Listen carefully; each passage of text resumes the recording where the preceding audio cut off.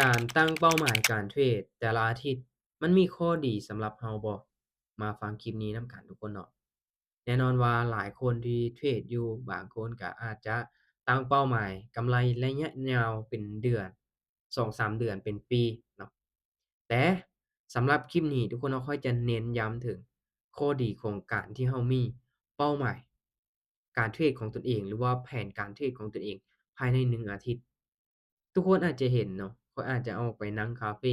กับทีมงานเนาะกับทีมของข้อย2-3คนแต่ละอาทิตย์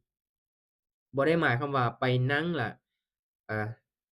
สั่งเครื่องดื่มมาแล้วกินลิ้นๆบ่แม่นเนาะ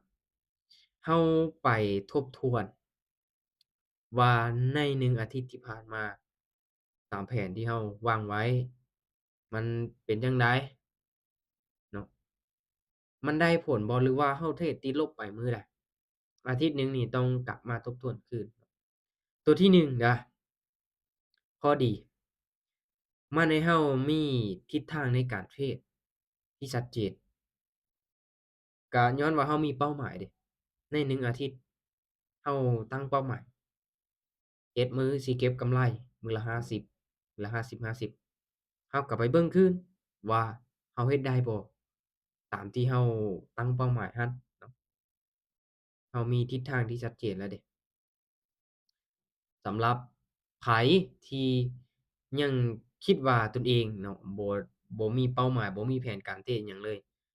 ให้ฟังคลิปนี้เนาะแล้วก็นำไปปฏิบัติอันนี้ข้อยอยากเน้นย้ำเลยนะเพราะว่าถ้าเราเทรดโดยบ่มีแผนเทรดแบบหลับหูหลับตาเทรดไปซื่อๆเทรดเพื่อความม่วนซื่นเนาะเอาไปเอามาก็เสียเงินคือเก่าถ้างั้นอยากอยู่รอดในวงการนี้ต้องมีเป้าหมาย ใน1อาทิตย์สำหรับข้อดีตัวที่2มาเนาะจะเฮ็ดให้เรานี่มีวินัยมีระเบียบวินัยกับตนเองเพราะว่าเรามีแผนชัดเจนแล้วใน1อาทิตย์7มื้อเราก็แบ่งมาแต่ละมื้อเราสิเฮ็ดหยังนี่แหละถ้าเราเฮ็ดได้เนาะในอาทิตย์หนึ่งเราเฮ็ดได้เป้าหมายเดือนหนึ่งเป้าหมาย2เดือนเป้าหมายปีหนึ่งเราก็จะได้คือกันเนาะ บ่ถึงขั้นว่าอาจจะโฟกัสแบบในเดือน2เดือนเนาะให้โฟกัสใน1อาทิตย์เราเฮ็ดให้มันเต็มที่ที่สุดผลลัพธ์มันจะเห็นเลยเนาะปีหนึ่ง2ปี3ปีจะเห็นเนาะแล้วก็โฟกัสภายใน1มื้อพร้อมหลังจากที่เรามีเป้าหมายอาทิตย์แล้วเนาะข้อที่3สำหรับข้อดีเราจะสามารถที่จะเบิ่งสถิติย้อนหลังได้ เพราะว่าอาอาทิตย์หนึ่งเนาะ7มื้อเราเบิ่งคืนว่ามื้อนี้เราเทรดติดลบมื้อนี้เราเทรดบวกมื้อนี้เราได้กำไรมาเท่าใดๆเราจะเห็นสถิติย้อนหลังได้ชัดเจนเราก็ไปเบิ่งว่าเฮ็ดจั่งใดควรที่จะแก้จุดใดเทคนิคของเราหรือว่าแผนการเทรดของเราเราเห็นได้เลยเนาะเห็นได้เลย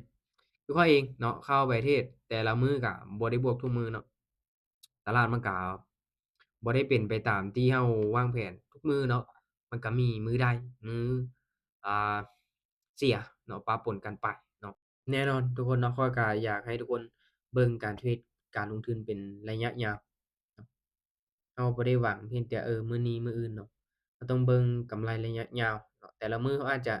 เก็บได้น้อยเนาะแต่ว่าถ้าเราโฟกัสเนาะแผนของเราปฏิบัติตามแผนใน1อาทิตย์ของเราแน่นอนผลลัพธ์1เดือน2เดือน3เดือนเราจะเห็นผลแน่นอนเนาะถ้างั้นลองทบทวนเบิ่งตนเองเนาะว่าเราเฮ็ดหยัง ภายในอาทิตย์หนึ่งวันจันทร์วันอังคารวันพุธเนาะเราอาจจะมีเวียกประจ